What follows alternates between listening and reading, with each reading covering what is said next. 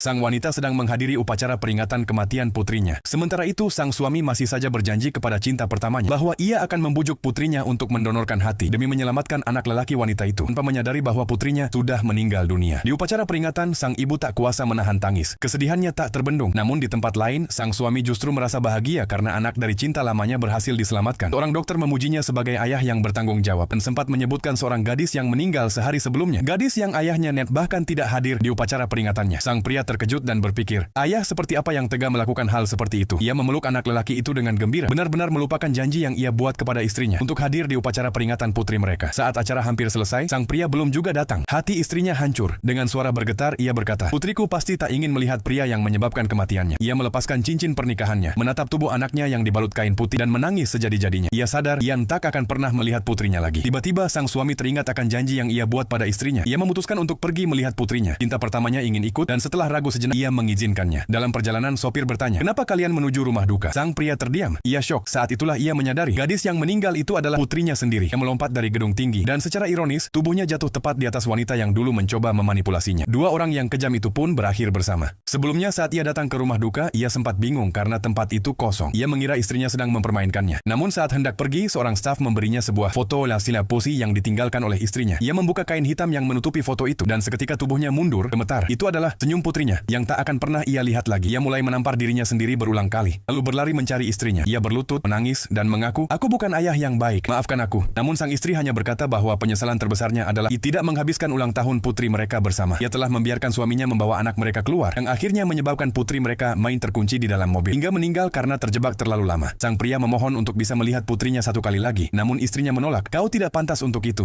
Ia lalu menyerahkan barang-barang terakhir milik anak mereka. Sang ayah membaca pesan-pesan terakhir dari putrinya, pesan yang ia abaikan karena ia terlalu sibuk bersama cinta lamanya. Bahkan di pesan terakhir, saat putrinya ketakutan dan butuh bantuan, ia malah memarahinya. Akhirnya, setelah menyadari semua kesalahannya, sang pria membuat keputusan terakhir. Ia ingin bersama putrinya untuk selamanya.